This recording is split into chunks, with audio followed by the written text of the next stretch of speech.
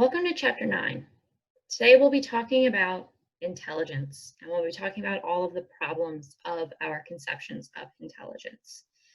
Now, as I've stated earlier in the class, this is potentially not the shortest chapter, but it's the chapter that I personally want to give the least attention to. And I'll get into this more fully as I lecture. But concepts of intelligence and how intelligence has been used historically have been problematic, to say the least. And by that, I mean they've been racist and have been used to promote eugenics, right? So, I talked about this a little bit in the stress, coping, and health chapter, but your textbook is limited. So I just don't understand how you can call yourself a respectable scientist and not talk about health disparities when you're talking about stress, coping, and health, right? You can tell I'm already a little impassioned about this subject we're going to be talking about today. But the same thing with IQ tests. You'll notice in this chapter that at the very end, there is a whole section about race differences in IQ and how IQ tests have been used to promote eugenics and have been used to promote racism. And I think your textbook talks about it a little bit flippantly. And basically what we know is that intelligence tests are flawed. What we know is that how we conceptualize intelligence is flawed. We know that how intelligence tests were created and how they used were racist. They were used to promote white supremacy, and they were used to both harm and hurt and hold down Black children, while also reflecting the ways in which society was already holding down, harming, and hurting Black children and families. So to use it at the end of a chapter where you say, here's all the theories of intelligence, and also, oh my God, we forcibly sterilized people because of these theories, is just inadequate to me. And it's inadequate to most of our department, but this is for whatever reason the textbook we're using. And we as a department are working on how we can better teach this chapter. My opinion is we should throw it out. We don't know all that much about intelligence. Again, it's super problematic, right? So yes, so I'm saying all this as kind of the preview before we get into the rest of the chapter, where we talk about here's a theory of intelligence and here's another theory of intelligence, and both of them are used to enforce white supremacy, right? So the point here is I'm going to talk about this stuff, know that it's flawed, know that there's serious issues with it, and also know that there won't be a lot on your quiz about this chapter because it's awful. It's awful stuff. So there'll probably be 5 questions or so on like your 30-question quiz. And I will also include other readings. And I will let you know in the actual test bank what you need to know from those readings versus what you need to know from the actual textbook, but it'll be kind of limited knowledge. But I think it's still important to talk about these things. So I guess my personal belief is that it's more important to maybe educate than ignore. But I'm not the biggest expert on this chapter, so sometimes I feel like I can't educate as much as I would like to about all of the problematic components of this chapter, but I will try my best. And that's why I'm not necessarily going to have you memorize as much from this content. So let's get started. What are our learning objectives for today? We'll discuss theories of intelligence. We'll describe the biological basis of intelligence, and that does not mean genetics. That means what are we actually seeing in the brain and what actual measurements are being reflected in the brain. And again, it's about measurements, not about actual intelligence. Then we'll discuss current IQ tests and very briefly touch on their issues. And then we'll consider throwing this whole chapter out. So what is intelligence? Whew, big question, right? Right, we can all maybe point to people who we think are smart. Maybe there's somebody who's really articulate and they have amazing, they have a big vocabulary. Is that intelligence at the end of the day? That was probably someone who read a lot and read a lot of books, and that was a skill they developed. Is a skill that you can develop a type of intelligence? What about an athlete? We don't think of athletes as being intelligent people, but they have to do kind of high motor skills while kind of calculating everything that's going on the field. And that takes a lot of brain power in order to, kick a ball into a net, right? There's an angle that has to go, and there's an amount of force that you have to kick the ball with. Could we consider that maybe a type of intelligence? Or maybe you think of intelligence as being wrapped up in success, right? Maybe you think of a doctor, right? Somebody who is really good at memorizing things, maybe good at problem solving, that's a maybe. Maybe good at problem solving, and then they use those skills and applied them. Maybe that's what we think of intelligence. Or we think of inventors as being intelligent, right? So at the end of the day, there's a lot of different things that we can consider intelligence, but then we're going to limit ourselves to what an IQ test can test. So what do you actually think about intelligence? Take a moment to really consider that. I just gave a few different examples of what could be considered intelligence, but I'm sure that you also have your own idea. You can meet somebody or get to know somebody and understand that maybe some people are smarter than others. But what are you actually using to tell that somebody is smart? Is it maybe the way that they speak? Right? Some people have bigger vocabularies, like I was saying, than others, but that might exclude people with different dialects than you. Some people say ain't or y'all, and kind of smushing words together to some doesn't seem as intelligent, but it's just a dialect difference and doesn't actually have much to do with intelligence. Maybe again, it's about success. Is success a real measurement of intelligence? It's unclear, right? And you're each going to have your own definition for what intelligence actually is and how you as a person end up gauging that within your own world. And what that should say to you right now is that this is a diverse field. This is a diverse factor that, again, when we have these kind of complex, diverse factors, it's really difficult to measure that. So when something purports to measure that diverse, complex factor that you can't identify easily, that might throw up a red flag to you of this might be a flawed, failed, or limited measurement. And that's, again, the kind of idea that I want you to take as we go through the rest of this chapter. So Edward Boring once said, intelligence is whatever intelligence tests measure. And this is because we don't have a real clear definition of intelligence. Intelligence is multifaceted, functional, and culturally defined. That's really important. It's culturally defined. And there have been many attempts to define it. Some flawed, more so than others. So what are the different theories of intelligence that we'll get into? And we'll kind of review these quickly again, like I said. There's sensory capacity, abstract thinking, general versus specific abilities, fluid versus crystallized intelligences, and then there are multiple intelligences theories. This includes the frames of mind theories and the triarchic models theory. So what about theories of sensory capacity? This is one of the first theories of intelligence. And the idea here was that knowledge comes through the senses, right? We get information from the world, we get our data from the world through hearing and sight. So Sir Francis Galton proposed that having greater sensory abilities would lead to greater knowledge and intelligence. And I hope you're thinking of maybe what the problems are here, right? There's some big issues. Having one heightened sensory ability doesn't seem to lead to other heightened sensory abilities. There are highly intelligent people in the world who lack certain sensory abilities.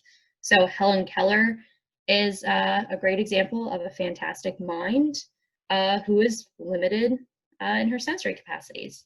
Same with Beethoven. He's deaf, but that didn't, make him any less intelligent. I am, getting more blind by the day.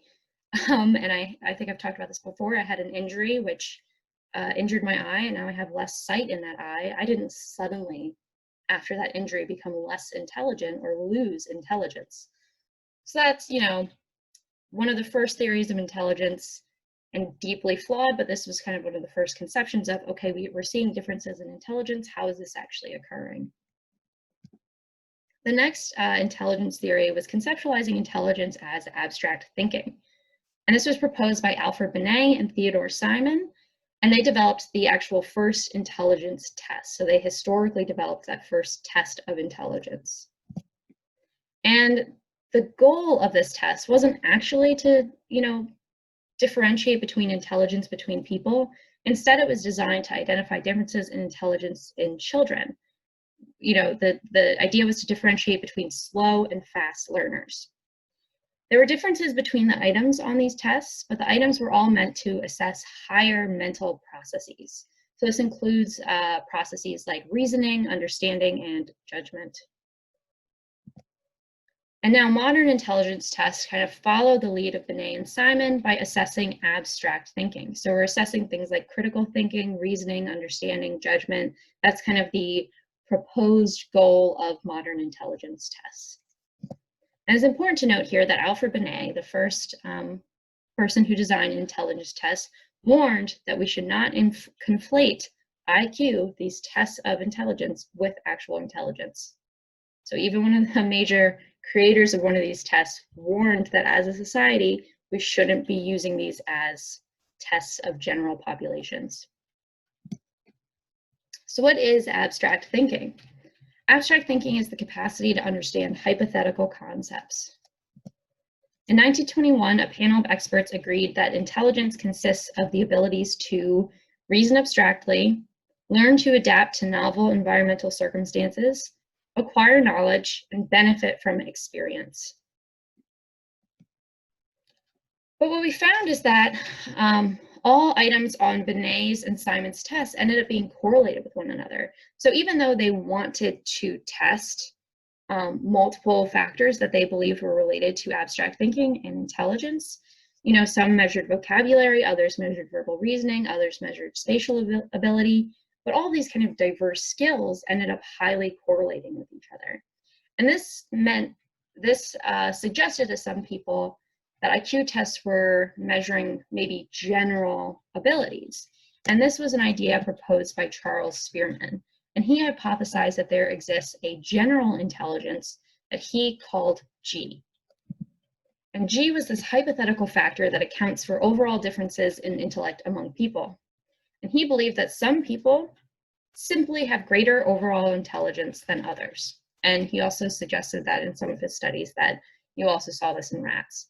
So some people just are better at things like vocabulary and verbal reasoning and spatial ability. Some people just are more intelligent on all factors and have greater G than others.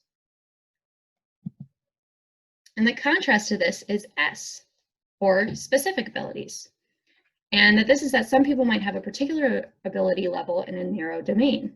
So some people might be better at spatial relations than others, right? Understanding how objects rotate in space and maybe how your own body functions within the world, right? We talked about like London taxi cab drivers and how they have amazing spatial relations abilities we can actually see that reflected in the brain, in part because of their experience through driving through the city. Right, some people are gifted musicians. And I think I've talked about this, that spatial relations is one of the few factors of intelligence. It's the only factor of intelligence that does seem to be sex defined, because spatial relations seems to be really highly related to testosterone levels, which is interesting, I have to say. But again, is a way that IQ tests can be biased because they use spatial relations in them. But for biological females, they tend to have hormone fluctuations. So biological females will actually fluctuate in their spatial relations ability based on their hormone levels. So again, just another reason why a test can be biased, especially when there's a factor that seems to vary with hormonal levels. So of course, there's been quite a bit of debate around G, and you might already be able to tell that I'm not a fan of the idea of G. Some believe that G may be a statistical anomaly.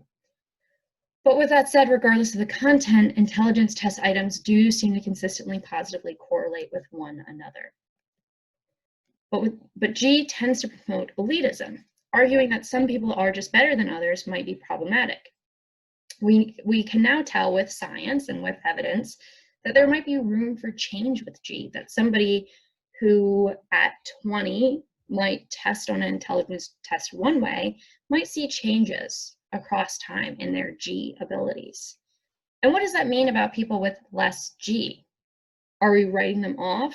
How do we consider them within our own society? So another fundamental flaw with G is at the time that it was proposed, people assumed that there was white supremacy in these test items. So G was proposed as an explanation to enforce white supremacy. G is historically a racist theory. Again, because it was given as an explanation of, we believe that white people will perform better on these skills because they have some sort of X factor or G factor that makes them more intelligent than other races.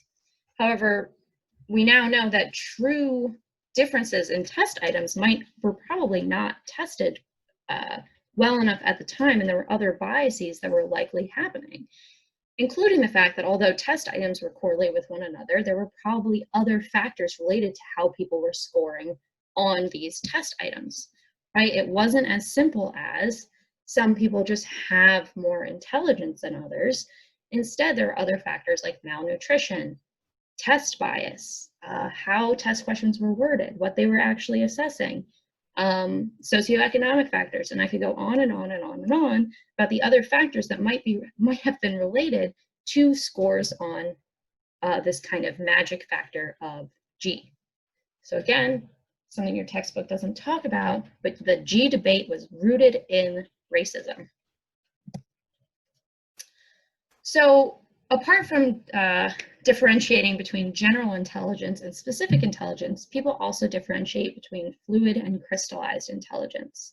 So fluid intelligence might be somebody's capacity to learn new ways of solving problems, right? Somebody who can learn how to solve a new puzzle or a new math problem or learn new information quickly, and crystallized intelligence. And this is our accumulated knowledge of the world over time.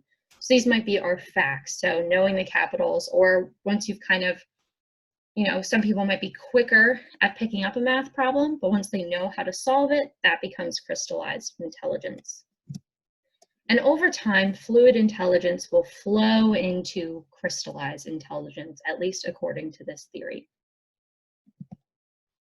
So what we've found from tracking crystallized versus fluid intelligence is that crystallized intelligence does increase over age. People do continue to accumulate knowledge over time, while fluid intelligence, right, the ability to learn new information, the ability to learn how to solve new problems, might even kind of reach a peak and then sort of plateau or even decrease in late adulthood. So certain cognitive flexibility skills might decrease with old age.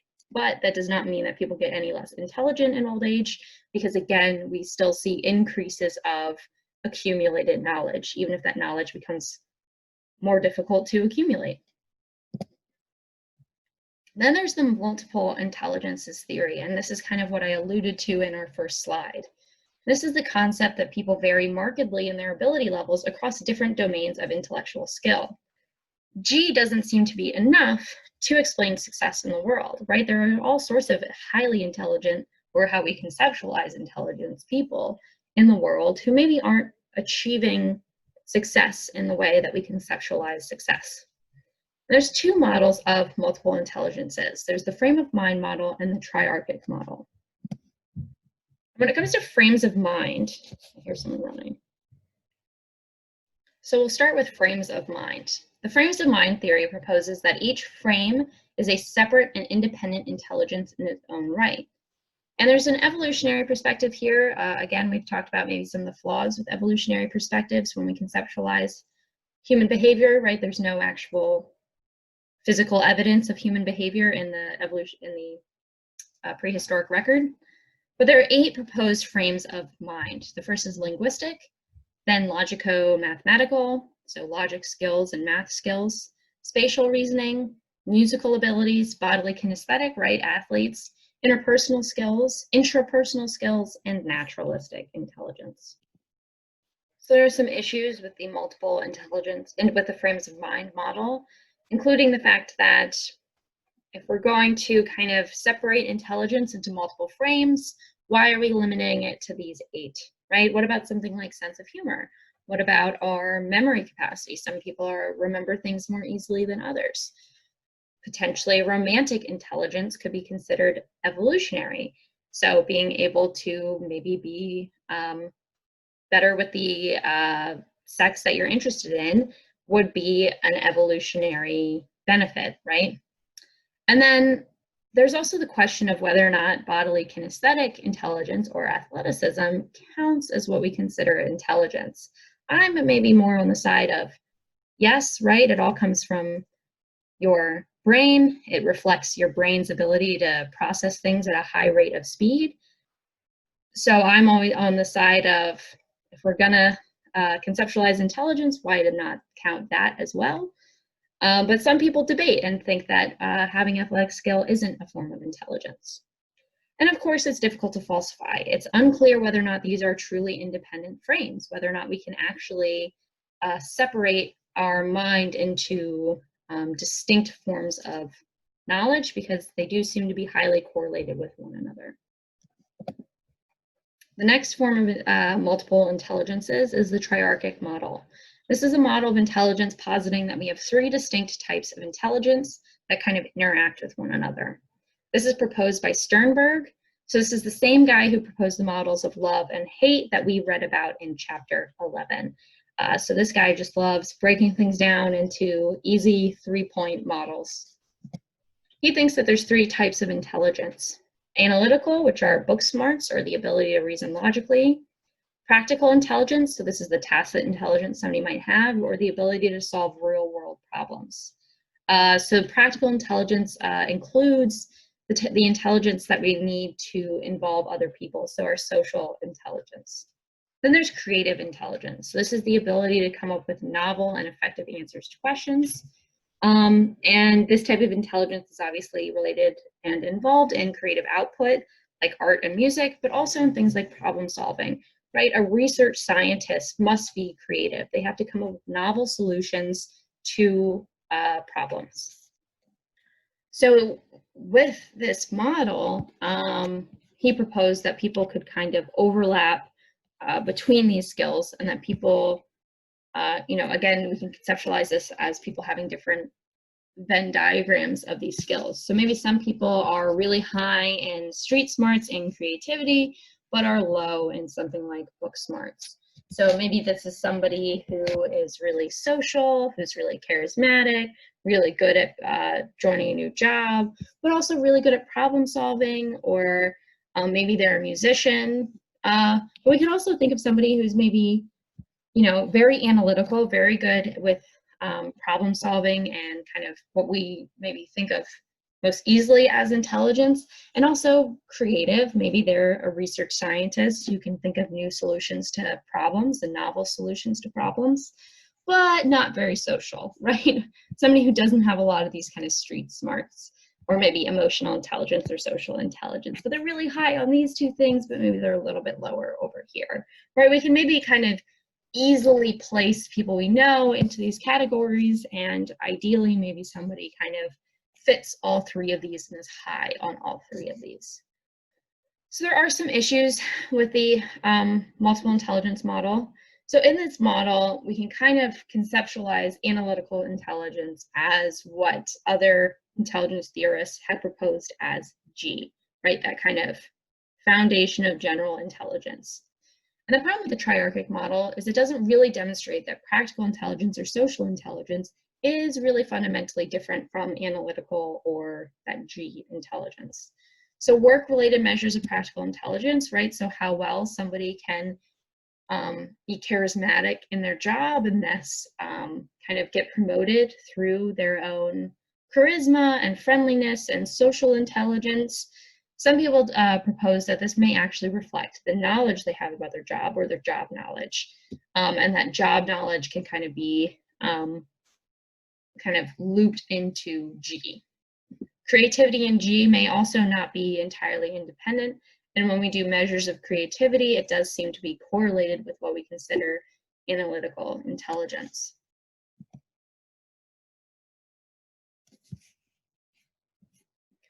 So are there biological roots of intelligence? Can we see intelligence in the brain? And the answer is it's really unclear.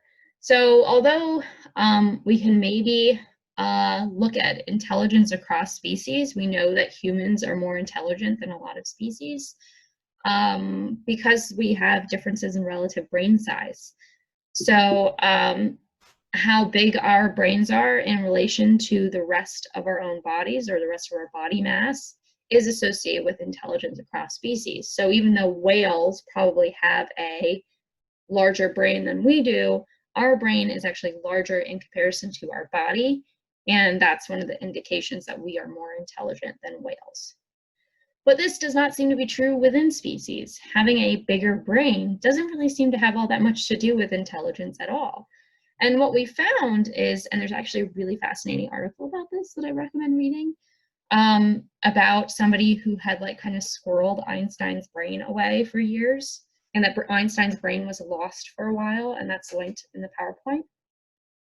What we found is that Einstein's brain actually weighed slightly less than the average person's. So Einstein's brain was actually potentially smaller than an average person's at the time. So brain size really, we think of Einstein as being one of the smartest people ever. Brain size really didn't have much to do with his intelligence. Although with that said, Einstein did have an unusually high density of neurons and glial cells. And there's some evidence that more intelligent children tend to have thinner cerebral cortices, although again, how are we measuring intelligence when we're comparing it to the brain? And one of the suggestions is that intelligent people may have more efficient brains, so they might actually have less brain activity during a task than a less intelligent person. So when you do MRI scans or EEG scans and you have somebody perform a task, we actually might see less brain activity for someone who's performing the task better, in part because their brain might be sending those signals more efficiently. So that's interesting, right? That task performance might have to do with efficiency and like how quickly that signal gets sent. So the link between the brain and intelligence is unclear. Some have proposed that there may be a location of intelligence, and this might be the prefrontal cortex, so reasoning tasks that are kind of G-loaded, so reasoning tasks like spatial abilities or verbal reasoning or problem solving do tend to invoke the prefrontal cortex. And the prefrontal cortex, if you remember, is involved in planning, impulse control, and things like short-term memory. And the prefrontal cortex, kind of the job is to pull information from other parts of the brain. And it's kind of like this executive control center of our brain. So actually a lot of the research I do focuses on tasks that are within the prefrontal cortex, so executive functioning tasks. Again, in part because it does seem to involve people's skills at involving multiple tasks and performing those tasks effectively. And some suggest that the parietal lobe may also be involved. Speed of processing or reaction time might have something to do with intelligence, but again, people who are really athletic will probably have a higher speed of processing or reaction time for some tasks than someone who we think of as being classically intelligent. And there's actually a really fascinating research out right now about actual brain waves and speed of processing, that some people's brain waves may actually be kind of going at a higher rate, and that might have to do with their actual speed of processing knowledge and information and data. So fluid intelligence, right, the ability to kind of problem solve and pick up new information, seems to be related to the speed of processing. And again, I was just talking about speed of processing when it comes to athletics, but it can also be about problem solving. So some people are able to problem solve or read or figure something out much quicker than others, and this is that kind of speed of processing. And fluid intelligence seems to be related to the speed of processing, and we can predict fluid intelligence based on the response time to simple stimuli. So how quickly people's brains react or respond to simple stimuli, or how quickly somebody responds to simple stimuli may give us an indication of their fluid intelligence. Working memory is another form of intelligence. And working memory is involved in juggling multiple pieces of information. We briefly touched on this in the memory chapter. And what we found is that scores on working memory tasks tend to be correlated with scores on IQ tests.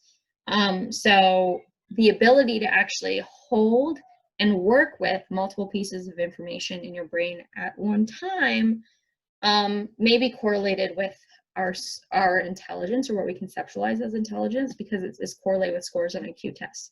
And what we found with working memory is, though, although there are differences,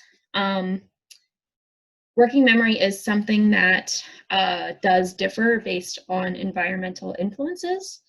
So again, when we talk about IQ as being a naturalistic ability, and then we talk about how it's related to working memory, and we know that people's working memory is influenced by things like language, reading, health, diet, etc. That gives us an indication that maybe IQ and intelligence might also be related to environmental factors. But with that said, although working memory does seem to be kind of trained or influenced or enhanced by certain environmental factors early in childhood, we do have an idea that brain training games aren't really effective for improving working memory. So don't download those little apps unless you just want to do them for fun. So I was speaking about theories of intelligence just now, and we touched on some of the theories that are kind of rooted in, to put it lightly, problematic theoretical perspectives. And now we'll start discussing intelligence tests. An intelligence test is how those problematic theoretical perspectives actually became applied in the world and became actively harmful. So let's first review what makes something a good test. So first is reliability. Reliability is the consistency of a measurement. So if a test is reliable, there will be consistency across measurements of that test. There will also be consistency between raters. If you have two different people who are assessing the same thing, are they both able to get the same answer? That tells us that they had inter-rater reliability. If you take a test multiple times, do you kind of consistently get the same answer, right? That's a problem with a lot of personality tests, is that they differ based on your mood. So you can get a different answer depending on the day. So that tells us that those types of tests where you get different answers when you take a test multiple times, that those aren't particularly reliable. Then there's validity. This is the extent to which a measure assesses what it purports to measure. So it tests the right content, and also if a test is valid, it predicts future outcomes as well. So it has kind of an actual outcome prediction, or it's relatable or practical in some way. And again, that tests the right content idea. Are we testing what we're saying we're testing, or are we testing something maybe more specific than that? And again, just to reiterate, something can be reliable but not valid. Something cannot be valid but not reliable. So if a test isn't consistent, or if somebody's not getting the same answer, even though they've taken, when they take the test the first time and a second time, that means it's also not valid. It can't test the correct content if there isn't consistency between the actual test items. So when it comes to intelligence tests, is there reliability in them? What we found is that children's IQs, or intelligence, does seem to change as they mature, but we found that adult scores are relatively consistent. IQ after age 7 is a good predictor of adult IQ. However, there does seem to be variation between different intelligence tests. So taking one form of IQ test isn't necessarily reliable with another IQ test. So they're reliable across time, but they're not necessarily reliable between themselves. Now let's take validity. It's difficult to determine the validity given the difficulty in defining intelligence. We haven't really come to a conclusion about what intelligence actually is. Again, there's all these different skills that we're saying go together and reflect intelligence, but we're not exactly sure what that actually means. So it's difficult to determine if intelligence tests are testing intelligence when we don't have a good definition for intelligence. They do tend to be predictive of outcomes. So IQ tests do tend to be predictive of school performance, so grades, abstract reasoning, higher education, and health outcomes. And there's a concept called the threshold effect, and the concept is that after a certain point, intelligence is no longer predictive of real-world accomplishments. However, the evidence doesn't seem to agree with the threshold effect, and the evidence says that IQ and life achievements are highly correlated. But with that said, so why might intelligence be correlated with real-world accomplishments? Is it just that smarter people do better in school and have better health and just tend to be more successful, or is it more complicated than that?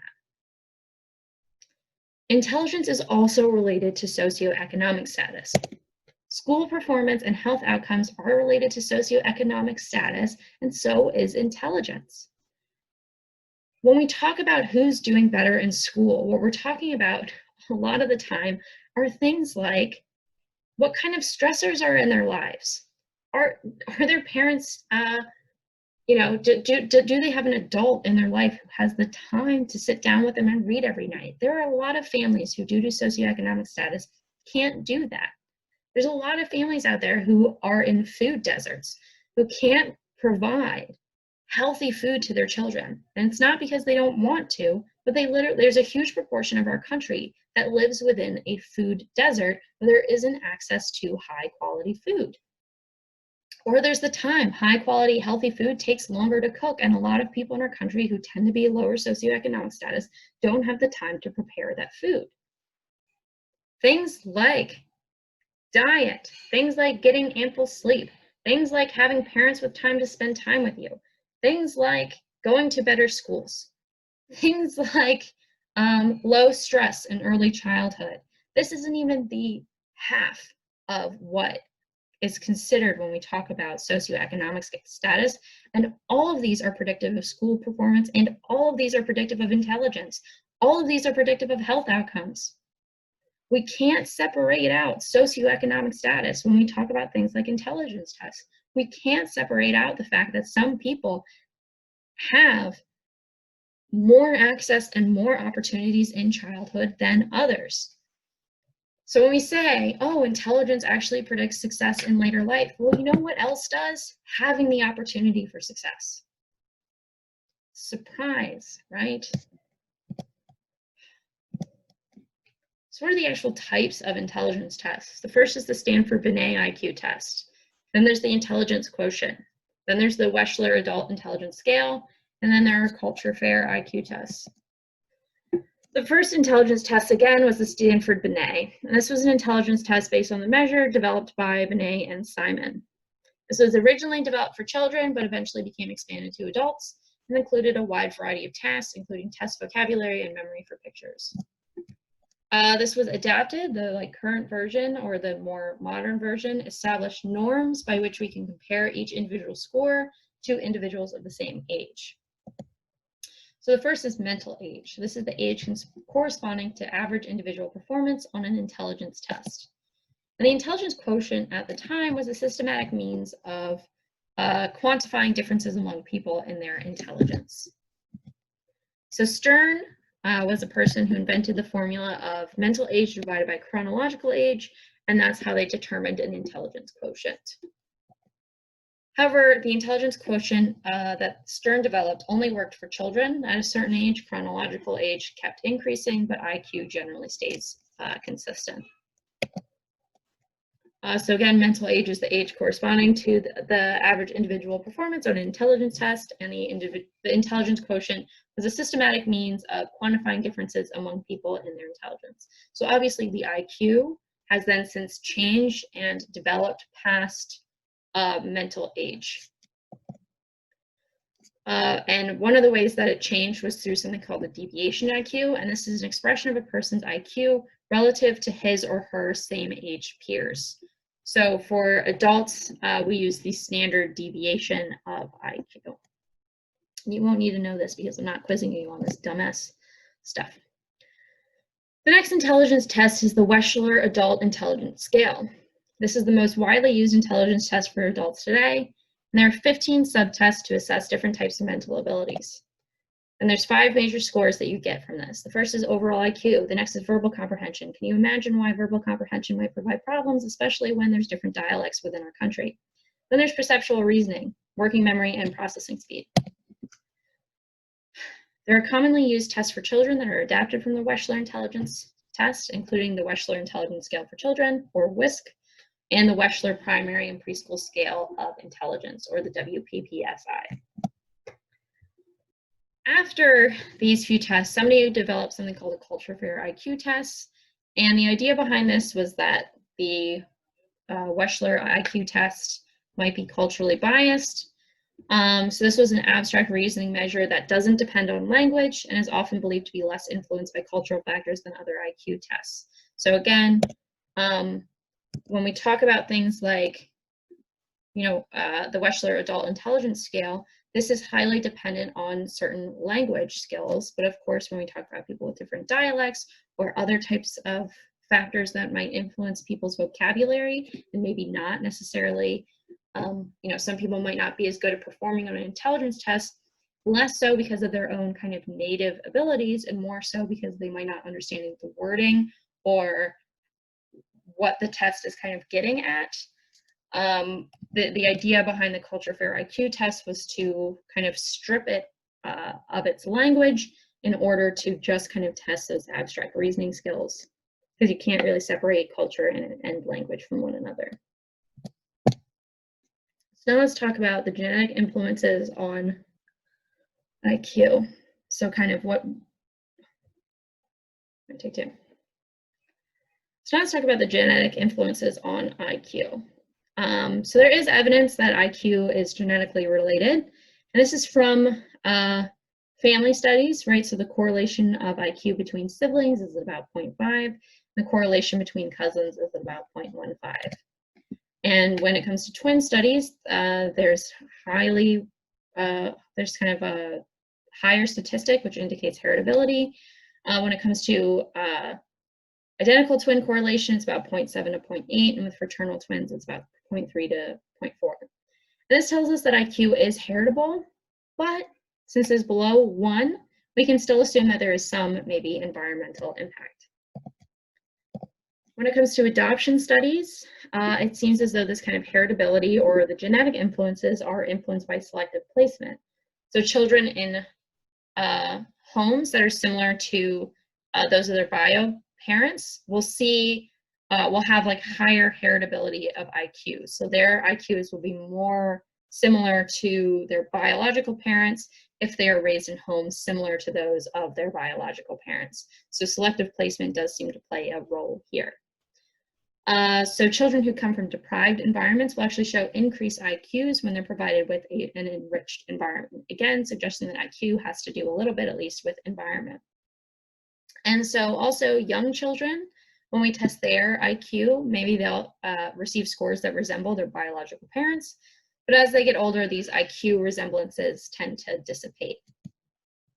So now let's talk about the role of socioeconomic status in something like heritability. And before we start, let's kind of take G out of the equation. I know I'm kind of harping on intelligence and how it's annoying and all that stuff, but there are real skills here, right? There are real skills that we're using to measure something like intelligence. Some people are better at things like cognitive flexibility. Some people are better at verbal fluency, right? There's all these executive functioning skills. There's all these abstract reasoning skills, logical reasoning that some people differ in and some people are better at than others. And these are, of course, important skills, and they do seem to be related to things like school performance. But what we find is that it seems as though these are genetically linked, but that this heritability is higher among high SES families than low SES families. And what this means is that there might be the potential for children to vary in their abilities in these skills, right? So maybe let's just say there's a group of children, and they are children who are genetically predisposed to be good at these skills and to be more intelligent or to be more proficient in these skills. Children from high SES families who have the genetic propensity to be good at these skills, who have the genetic propensity to be intelligent, also have the opportunities to express and enrich that intelligence. Again, they have better diets. They have access to more books. They have parents, and maybe their parents aren't around, but there's another caregiver, right? There's babysitters who are helping with these skills, right? They're reading to them. They're playing certain games with them. Again, they're going to better schools.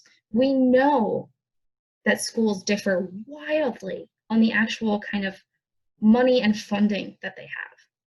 And so high SES children have the opportunity to achieve that native ability or that genetic predisposition for those intelligence factors.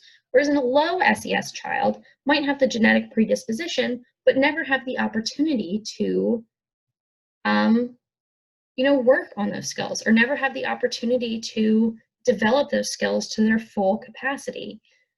So we, again, cannot take something like socioeconomic status out of the conversation about IQ, especially when we talk about genetics. And then, of course, we can't remove socioeconomic status from something like race when there have been historical factors, large historical factors, that have influenced the socioeconomic status of minority populations in the country. And of course, when I say things like school quality, and there's evidence upon evidence upon evidence upon evidence that Black children are treated worse in school than white children, right? We think of school as being a way for children as an opportunity for children to achieve that native capacity that they have for intelligence. And then we know that schools treat Black children worse. How can we talk about racial differences in IQ without talking about that? Right? It's ridiculous. And again, it's why I think when we have these conversations about IQ, if we're not having them about how certain populations in this country have been treated, it's not a worthwhile conversation. If we're not talking about that factor and we're not talking about disadvantages, it's not a worthwhile conversation to have, in my opinion, and in a lot of the scientific field's opinion. And so why do some people care about heritability? Why am I really harping on this concept of please consider something like socioeconomic status when we talk about genes? Please think about that before you use these stats. And the reason I care is because, and why do some people care and use the heritability stats so much, is because of eugenics. Eugenicist proponents used heritability to weaponize IQ results. And they used IQ results to propose the intellectual inferiority of non-whites. And the real-world consequences of these eugenic theoretical positions were actual eugenics, right? In 1924, there was the Virginia Sterilization Act, where we sterilized people based on their IQ results. And of course, this was racialized. And of course, we see this still today. Right, we see these kind of eugenic or these eugenicist proponents who use something like IQ scores and weaponize them without understanding what these IQ scores actually mean and what they represent. Again, it's not that intelligence isn't something that exists. It's not that these skills don't exist, but that there are historical factors at play, and we can't take raw numbers without considering those historical factors, or else you're doing lazy investigating, you're doing lazy intellectual work if you are not considering those other factors. And you're also doing harmful work, right? These have real life harmful effects. So let's talk about some other environmental influences on IQ. First is concepts of intelligence. Those who believe that intelligence is fixed are more likely to not challenge themselves. So they might, if they believe that intelligence is fixed, they might not take difficult classes because, well, this is how I am, and I can't necessarily work on that. Those who believe that intelligence is flexible are more likely to challenge themselves and potentially boost their IQ. Schooling, again, apart from funding issues and how schools are actually treating children, Children who attend an extra year of school tend to have higher IQs than those who are nearly identical in chronological age. So having a little bit of extra schooling is highly related to IQ. Children's IQs do tend to drop during summer vacation. So this again suggests that schools are good and provide a good opportunity for children to achieve their kind of IQ potential. Students who drop out of school tend to have lower IQs than those who stay in school, even if their IQs were similar before the dropout. So again, school does seem to be beneficial, which is why it's so important that every child has access to high quality schooling, and it's so unfortunate that they do not. So because of this evidence from something like early schooling, there's something called intervention. And this was, or early intervention programs. One of the most famous early intervention programs is something called Head Start. This is a preschool program developed in the 1960s meant to give disadvantaged children a jump start. And unfortunately, there are some disappointing results. While we would see an initial increase in IQ, these initial increases in IQ did not persist after the end of the program. So once the child left the preschool program and went into the normal school system, these IQ differences disappeared. So although IQ increases don't persist, school achievement might, and things like executive functioning and social skills may increase as well from Head Start. Although again, the goal of Head Start was to increase IQ, and it doesn't seem to have had those long-lasting results. And part of this, again, might have to do with school quality. But again, when we're talking about disadvantaged children, those disadvantages last past preschool. And again, the disadvantages are often more significant than schooling can correct. So I believe that schools are an amazing thing, and I want every child to have access to a high quality education. But with that said, of course, then intelligence goes beyond that, and of course, child outcome goes beyond what schooling can provide. So those disadvantages persist beyond school. So something like Head Start can't make up for all of those other factors. The next environmental influence on IQ is something called stereotype threat. And this is when we have a fear that we may confirm a negative group stereotype, and this can impact our performance. So our actual stress or self-consciousness about our performance may actually impact that performance. Although it's unclear that there are effects on our real-world skills from something like stereotype threats, it does seem to show up in test taking. So for example, it's a stereotype that women are worse at math than men are, right? This is a stereotype that's pretty persistent. And what they found is that if you have kind of two groups of classrooms of maybe men and women, and you have two different classrooms. And in one classroom, you tell them that a tests your math abilities, and you also let them know ahead of time that it's because there are gender differences. And if you tell them that we're testing this because women are worse at math, women will perform worse on this test than men.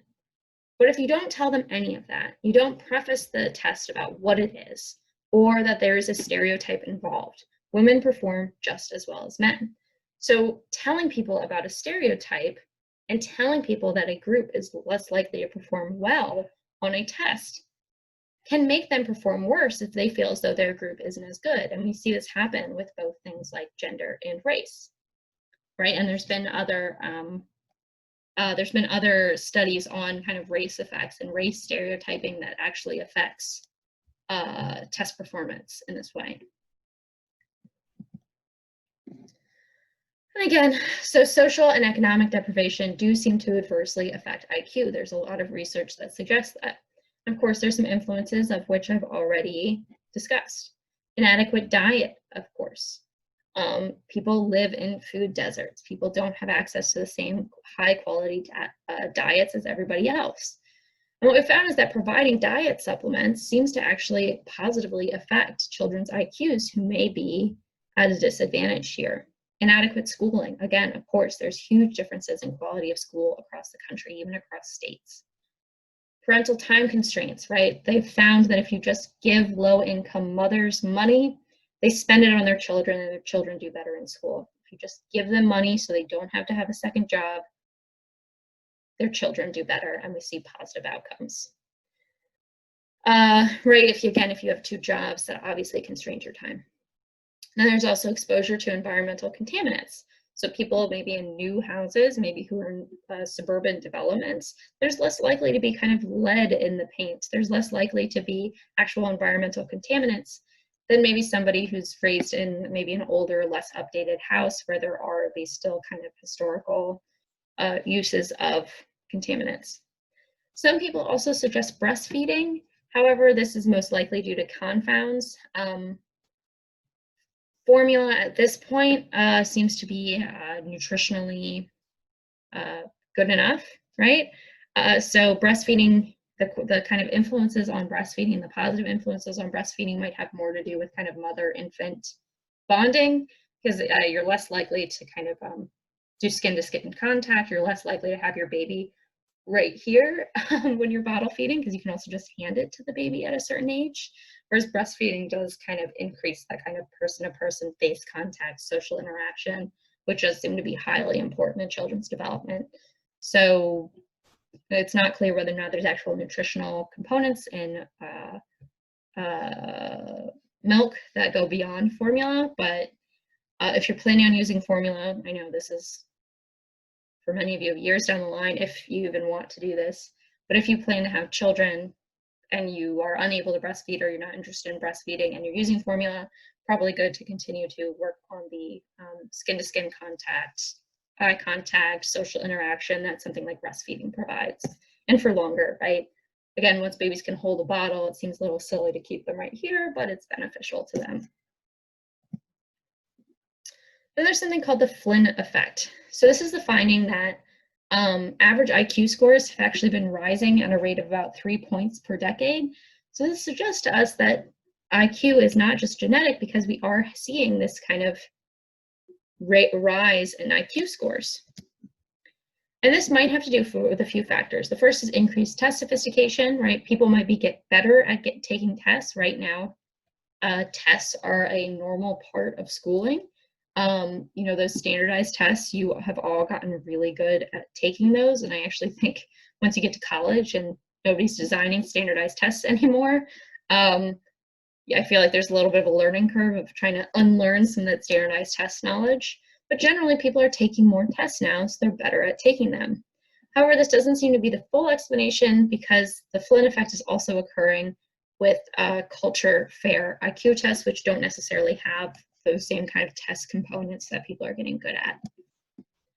There's also the increased complexity of the modern world. We might process information more quickly than prior generations because we just have access to more information. There's been an information explosion with the internet, and literacy rates, right? Literacy rates have changed over across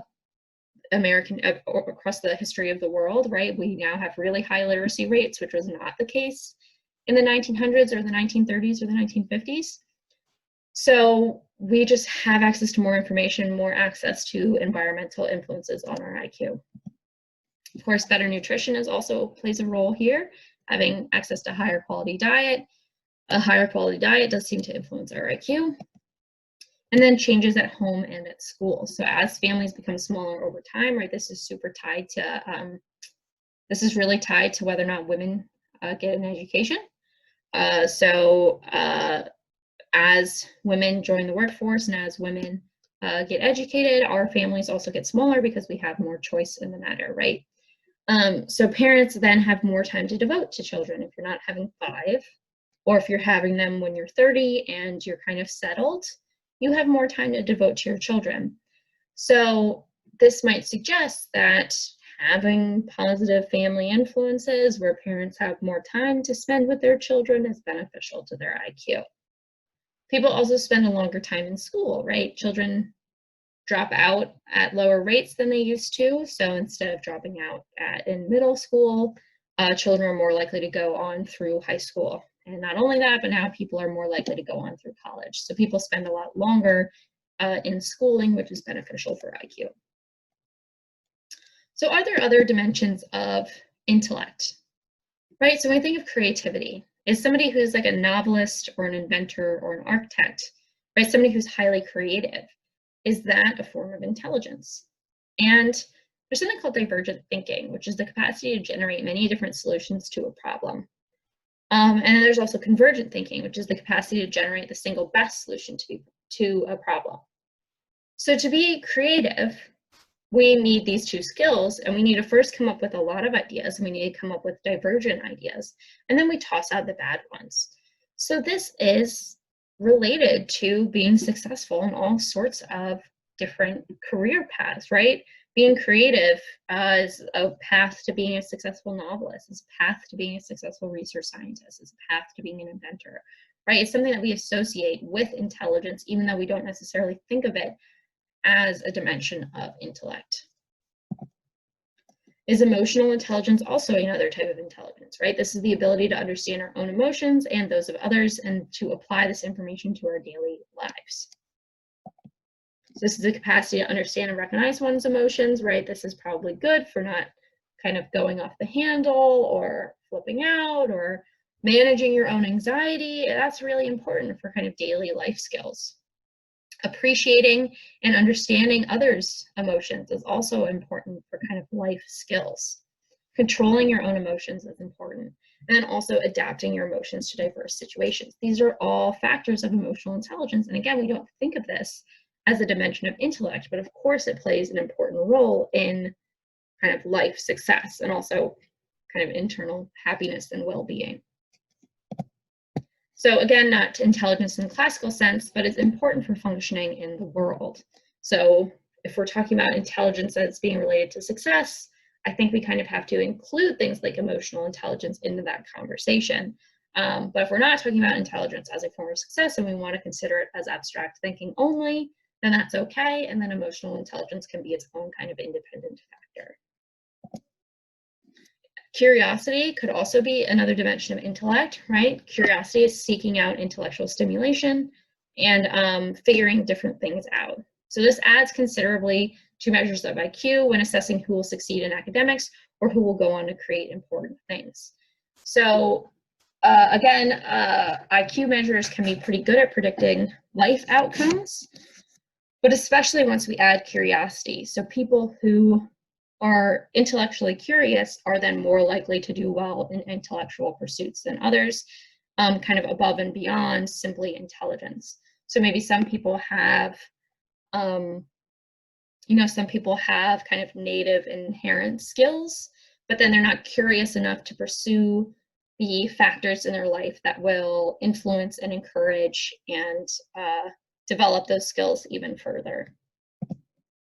And there's something called grit, and there's a TED Talk here that you don't have to watch, but you can if you would like. Grit is the perseverance and deep-seated passion to achieve one's goals.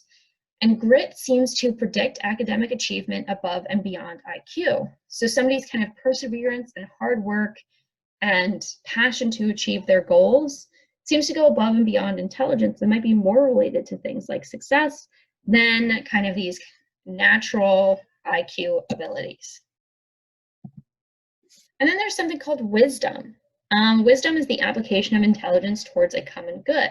And wisdom is the balance between concerns about oneself, concerns about others, and concerns about the broader society.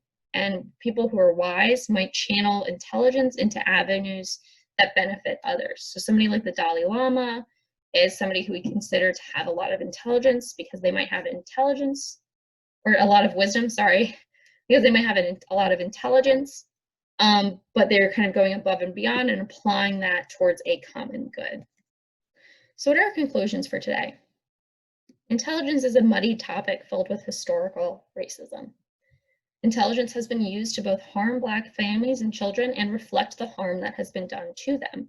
Not only has IQ and intelligence been used as a rationale for why Black families and children might deserve less than white families. Not only has it been used to harm families in that way, but also it reflects the harm that has already been done to them, right? Again, we cannot remove something like how we conceptualize intelligence from socioeconomic factors. And then of course, we also cannot separate socioeconomic factors from race when there are so many historical factors that have placed Black families in lower socioeconomic capacities, right? There's historical differences in wealth accumulation based on racist policymaking, that goes above and beyond, I think, what's kind of taught in schools.